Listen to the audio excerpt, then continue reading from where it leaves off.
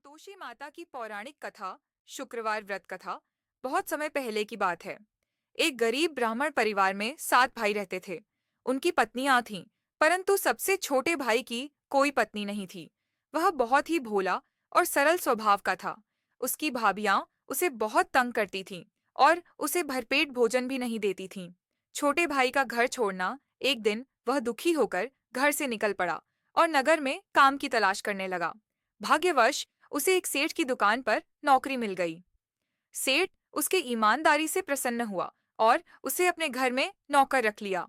कई वर्षों की मेहनत के बाद उसने काफी धन एकत्रित कर लिया और घर लौटने की इच्छा जताई। सेठ ने उसे बहुत सा धन देकर विदा किया। जब वह घर लौटा तो भाभीियों ने उसे फिर से तंग करना शुरू कर दिया। संतोषी माता का व्रत और चमत्कार। एक दिन वह बहुत दुखी होकर एक वृद्धा से अपनी पीड़ा कहने लगा। वृद्धा ने उसे संतोषी माता के व्रत के बारे में बताया और कहा कि यदि वह 16 शुक्रवार तक श्रद्धा से माता का व्रत करेगा तो उसके सभी कष्ट दूर हो जाएंगे। उसने विधि विधान से व्रत करना शुरू कर दिया। धीरे धीरे उसके जीवन में सुख शांति आने लगी। उसकी भाभियां यह देखकर जलने लगीं। शादी और भाभीियों की चाल। कुछ समय बाद संतोषी माता की कृपा से उसकी एक सुंदर और संस्कारी कन्या से शादी हो गई। उसकी पत्नी भी माता की परम भक्त थी।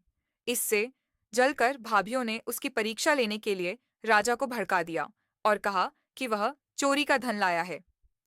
राजा ने उसकी परीक्षा ली, लेकिन माता की कृपा से वह निर्दोष सिद्ध हुआ और उसे बहुत सा धन और सम्मान मिला। भोग में खट्टे पदार्थ मिलाने का दुष्परिणाम।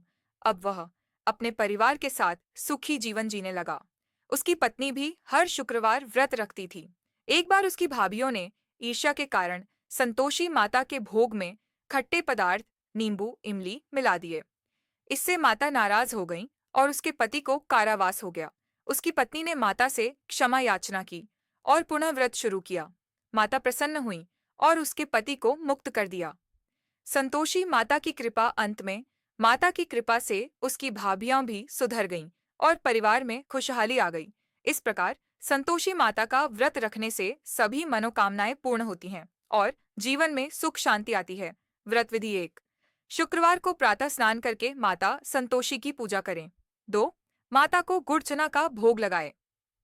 तो कथा सुने और दूसरों को भी सुनाए। 4। खट्टे पदार्थों का सेवन न करें।